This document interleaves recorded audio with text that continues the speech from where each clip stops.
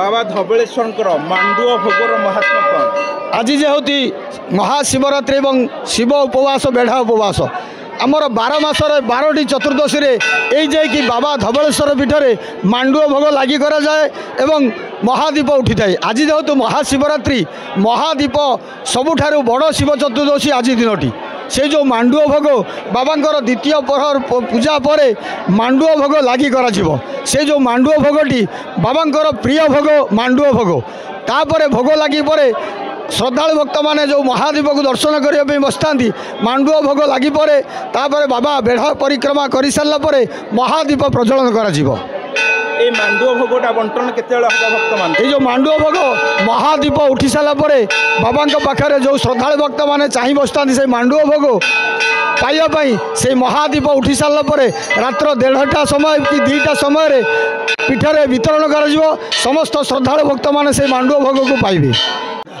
आज ये महाशिवरात्रि को कहीं जागर कहुए कहीं जागर कहुए महाशिवरात्रि आज हूँ महाशिवरात्रि जागर उपवास कहीं ना पुराण वर्णित अच्छी जे कि दक्ष प्रजापति झील हेले सती कन्या माँ पार्वती आज दिन में से घोर तपस्या करथिले शिव को पाइबापी तेणु दक्ष प्रजापति राजी नथिले शिव को बाहागर करने कहीं शिव पाखे किसी ना से भस्म बड़ा ठाकुर श्मशान रहा तांकर बाहन है वृषभ घर द्वार किसी ना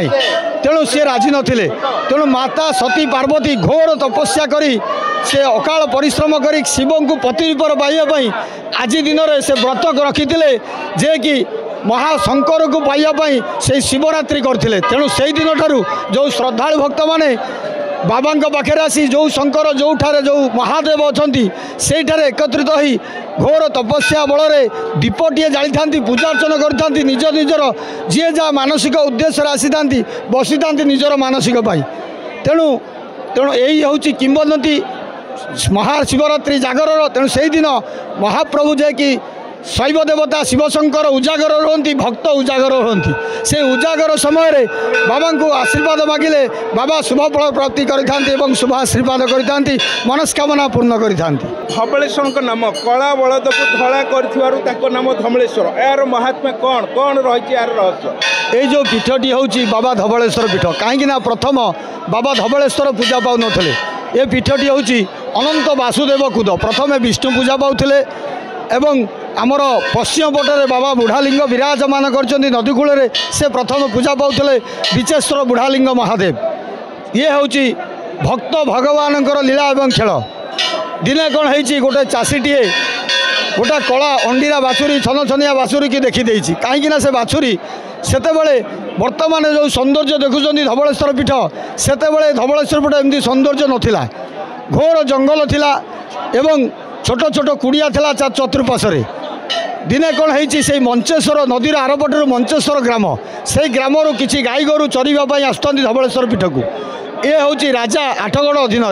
तांकर राजांकर जजाति केसरी राजांकर किसी वंशधर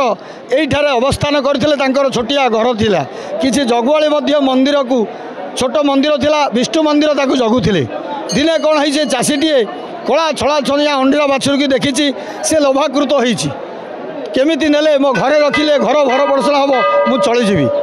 दिने कौन है जो वर्तमान जो घंटी बाजुची घंटी सम्मुख में गोटे बड़ खुंब थिला से खुंब दिहरे तार गामुछा दिहरे से अंडीरा बाछुरी की बांधी सारापर से मध्याह्न बांधी सायम है रात्र है जगुआल चारिपटे बुलूँ काले धरा पड़ज से प्रभु को निष्ठार डाकी हे प्रभु मु तो बाछुरी को बांधी देती तेणु मत रक्षा कर राजा दंड देवे तेणु मो घर उपास रे घर परिवार तेणु मत रक्षा कर कालक्रमे मध्यरात्रि है ठीक भोर भोर बांधिया समय से कला अंडीरा बाछुरी आपे आपे धड़ा होगला से दिन ठारू सारा राज्य रे ओडिशा रे नगर रे पुरपल्ली रे ग्राम रे प्रचलित है कला अंडीरा बाछुरी धड़ा होइतिबारु तांकर नामकरण धबलेश्वर से धबलेश्वर उद्धरे बाबांकर विशेष बड़ पर्व होची बड़ ओषा पर्व से कलारू धड़ा सृष्टि होइतिबारु तांकर प्रिय भोग होला विश्व प्रसिद्ध गजमंडा पर्व से जो गजमंडा पर्व घर मानकर मंडा करुँच पूरा नड़िया छेना दौरान ए से जो गजमंडा चाउल चूनार प्रस्तुत भितर मुगपुर भितर है कला उपर है गठन धड़ा सदृश चाउल चूना ताकू मंडा करी दुटी चूल लगी था कहती गजमंडा से दिन ठार बाबा पीठर विश्व प्रसिद्ध गजमंडार पर्व है कार्तिक मास त्रयोदश शुक्ल त्रयोदशी तिथि बड़ ओषा पर्व से डाकिले ओ कला ठाकुर से दिन ठू धवलेश्वर नाम प्रचलित है। आउ गोटे कथा अच्छी जो बाबा पाखे छोट पिला माने पाटी खोलुनी घर मानक थी डाकिदेले बाबा मो पिलार पाटी खोली दिंतु मु गोटे कुलाटे जाचिबी तेणु घरे थी बाबा को जी जे श्रद्धा निष्ठार डाकी दिखती से पिलार पाटी आपे आपे खोली दिखती। निश्चित बाबा धवलेश्वर को दर्शन करूँ पार्श्वदेवता देवी को दर्शन करूँ बाबा बुढ़ालिंग को दर्शन करूँ निजर मानसिक रखु बाबा शुभाशीर्वाद करूँ पूजक मान आशीर्वाद ग्रहण करूँ बाबा